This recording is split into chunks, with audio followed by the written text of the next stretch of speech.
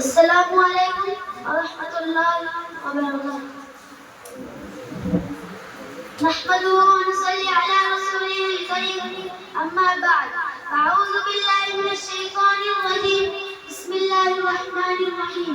وما أرسلناك إلا رحمة للعالمين. صدق الله العظيم.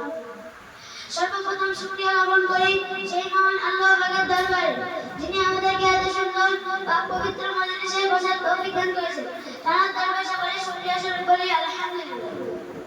তারপরে জানাই সেই বিশ্বনবীর দরবারে যাকে না সৃষ্টি করলে আমি আপনি গাছপালা পশু পাখি এমনকি হাজার হাজার মখলুকাত কিছুই সৃষ্টি হতো না। তার দরবারে সকলে দরুদে মানসালা স্মরণ করি সাল্লাল্লাহু আলাইহি ওয়াসাল্লাম।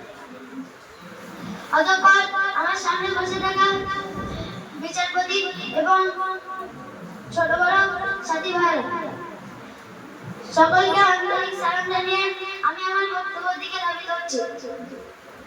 সুধী শ্রোতা মণ্ডলী, আজ থেকে প্রায় 1500 বছর পূর্বে তখন এই ধরার বুকে অত্যাচার, অবিচার, ব্যভিচার, শিরক, বিদআত, ফিতনা ফাসাদে গোটা পৃথিবী যখন ঘোর অন্ধকারের মধ্যে ছিল, তখন মানুষ চাতক ফকির নাই চেয়ে থাকতে আকাশ করে তখন খোদার প্রেরণে তাদের শুভগমন করবেন এই দুনিয়াতে।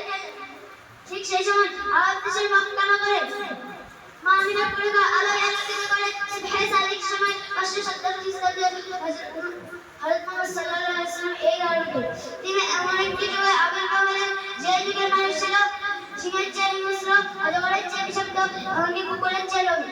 তারা মানুষকে মানুষ বলে মনে করতো না, নারীরা ছিল না কোনো মর্যাদা, তুলে নেই ফুটফুটে না ব্যবহারিক কয়টা টুকরোকে জীবন্ত যাপন করতে ঘোর অন্ধকার লাগে। সে কি অমানুষিক অত্যাচার অবিচার। ঠিক সেই সময় অশান্তি অত্যাচার করতে এবং শান্তি ফিরিয়ে আনতে নিপীড়িত, লাঞ্ছিত, বঞ্চিত, অপমানিত দুর্বল মানুষের পাশে দাঁড়িয়ে শান্তি ফিরিয়ে আনেন তিনি। এমনকি তিনি 63 বছর জীবনে কোনো মিথ্যা কথা বলেননি। তার জীবন ছিল ঝর্ণার চেয়ে পরিষ্কার এবং সূর্যের চেয়ে উজ্জ্বল। তাই তো মক্কার বেঈমান কাফেররা এক বাক্যে স্বীকার করেছিল মুহাম্মদই জনপ্রিয় নেতা, উপাধি দিয়েছিল আমাদেরই সত্যবাদী।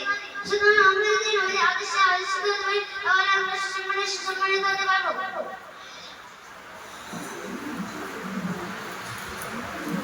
আল্লাহ পাক রব্বুল আলামিন আমাদেরকে